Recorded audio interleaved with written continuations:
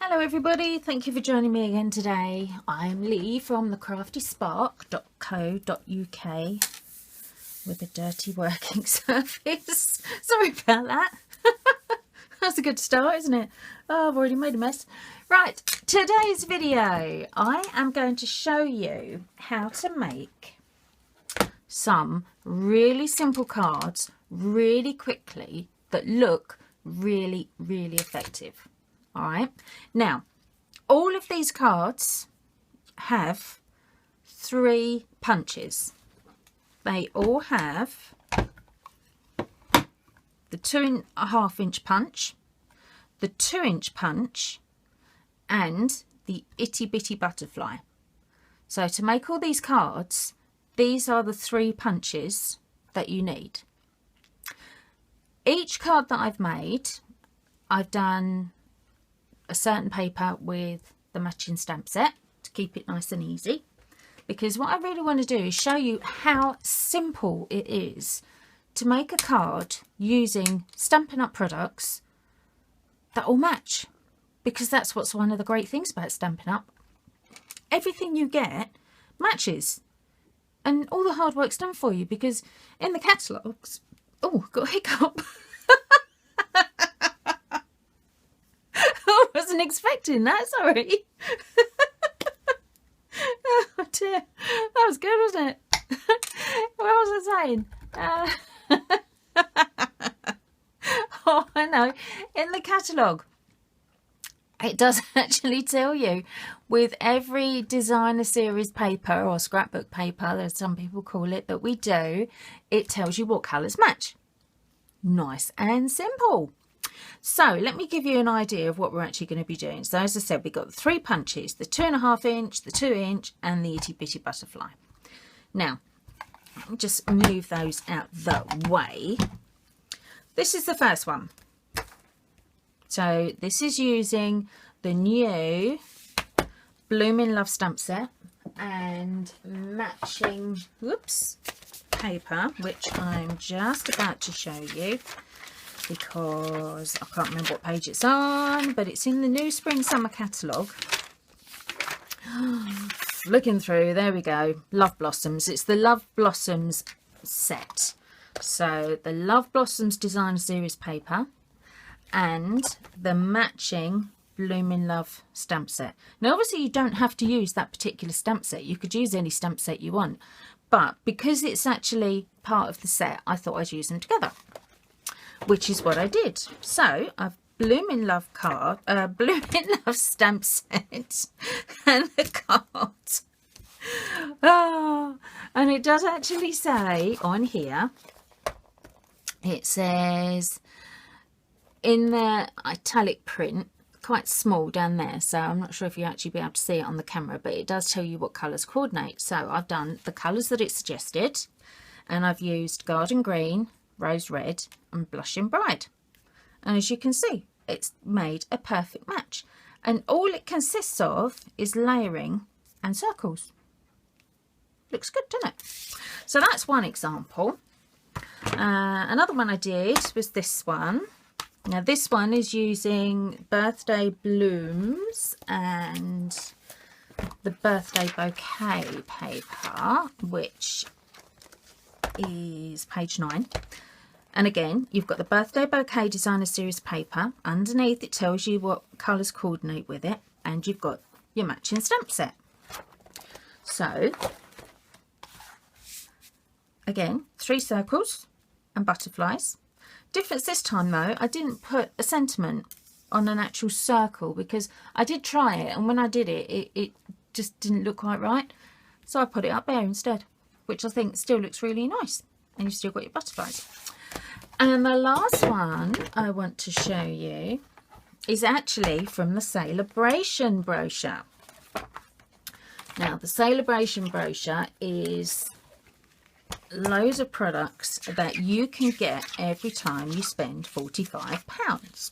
So the Perfect Pairings Celebration stamp set was designed specifically to match all of the Celebration items.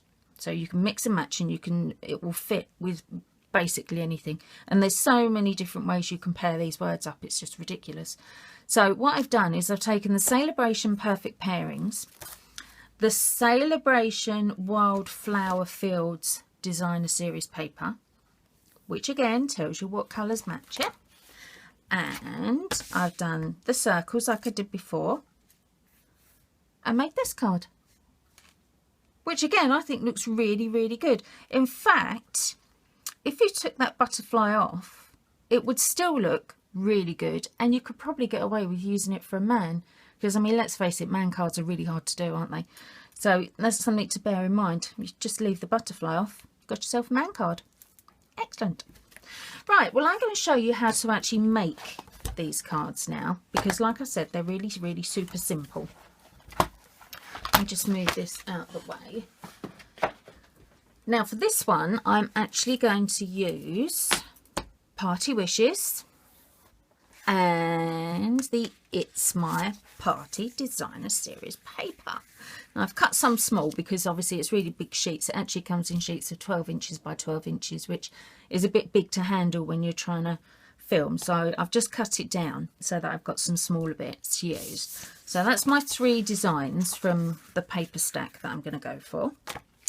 I'm going to do a Melon Mambo base with a crushed curry layer, and then I thought I'd show you 2 different variations. I've actually embossed one piece and left one piece plain, so I thought we could have a look, see what they look like. But the first thing we need to do is score our card base.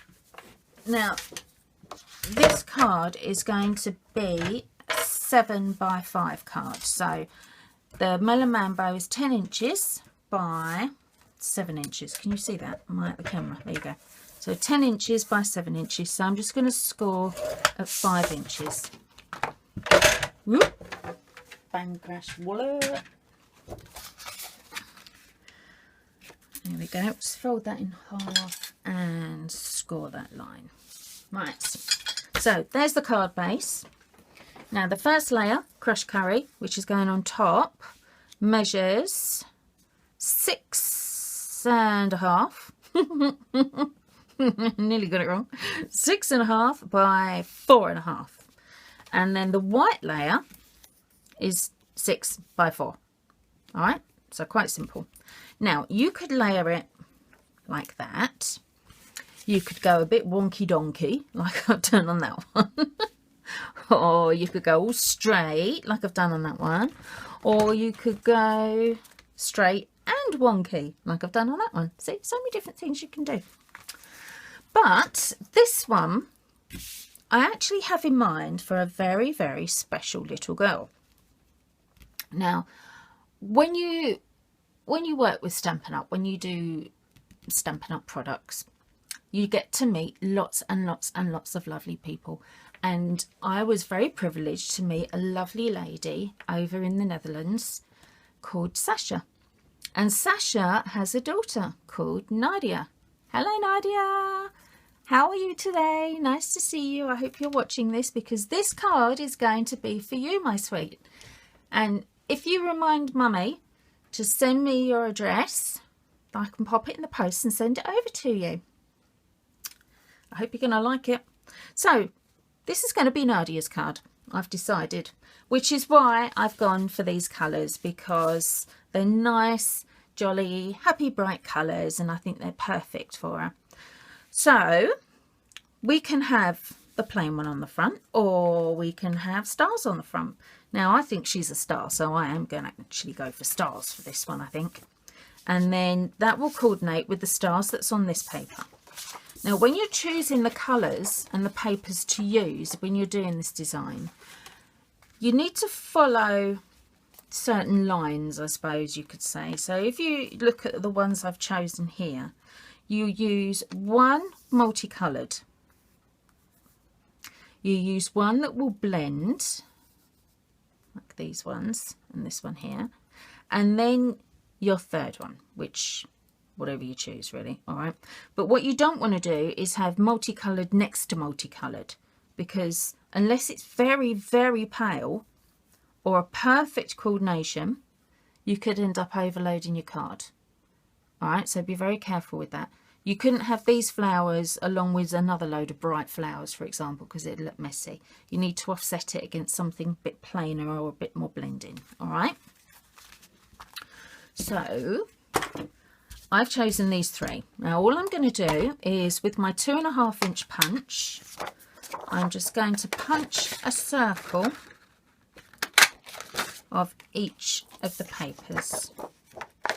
As you can see, we've got some lovely designs on the back of them as well, but we're just using the front designs for the minute. Right, so there are my 3 circles. Now all I need to do is decide how I'm going to lay them on my card. Now I think what I will do is I'm going to put them like that. What do you think, Nadia? If you're watching this, is this acceptable? Do you like it? Do you want it a bit squiffy, a bit wonky donkey? Actually, that could look quite good, couldn't it? Yeah, we'll go for a wonky donkey one because I think that looks quite fun. What do you think? You like that? Good, because that's what you're getting. Right, let's get it stuck down, shall we? Where did I put the snail? There it is. Right, so we just need to run some snail on the layers, and you can see how quickly already this card is coming together. So I pop that on there, make it a bit wonky. This is one of the good things about making cards where you've got wonky layers. You don't have to worry too much about whether you've lined them up properly or not. Makes life much easier, and they look quite fun as well, I think, don't you? There we go. I obviously don't want to go over the edge there. I want to stay on the card, because if I go over the edge there, it'll be a bit silly. Alright, let's just put some tape on the back of these. Right, so we're going to have, we'll have that one over there, I think, and then that one can go over there, and then we'll have that one there. How's that? Should we move it over just a smidge, do you think? Oh, that one's already stuck down. That one doesn't want to move. That'll have to stay where it is. There we go. Stick them down like that. Now, I'm going to use Make-A-Wish, because I think that's a really nice one. Now, I did actually, just in case you're looking at this thinking, oh my goodness, what has she done to that stamp? I have trimmed the rubber around the edge of that because I was using it for something else a little while ago. If you are going to trim your rubber, please, please, please be very, very careful, because if you get it wrong or you make a mess, you're stuffed. It's just not going to work at all, ever again. Right, what colour should we go for? See, that's going to be on there. I think black, actually. Is there's black there? What do you reckon? Yeah? Hang on, let me just spin my little... Ugh, just stuck a finger in it. Right, Nadia, you're going to make a wish. All right? But you mustn't tell anybody what you wish for, because if you tell anybody what you wish for, it might not come true. It's got to be a big secret. Right, 2-inch punch this time to punch out that circle. Just like that. And then that, I'm going to put some dimensionals on the back of it, I think, just to make it stand out a little bit. Make it come off the page a bit. And because I've done the embossed backing on this one, I'm not actually going to put a butterfly on, because if I put a butterfly on as well, it's going to overload it. It's quite a busy looking card already. So this circle is going to tone it down a smidge, but I don't want it to go too over the top. So there we are. One super simple, easy peasy card. How was that? That didn't take 2 minutes really, did it? And it's come out looking really, really good. So that's all you need to do. When you're making a card like this, all you need are the punches. 1, 2, 3. Or in this case, just the 2 punches. Designer series paper and a matching stamp set. And you have got the world open to you to create whatever you like. How good is that? Right, that's it for today, everybody. Thank you for watching my video. I do appreciate it.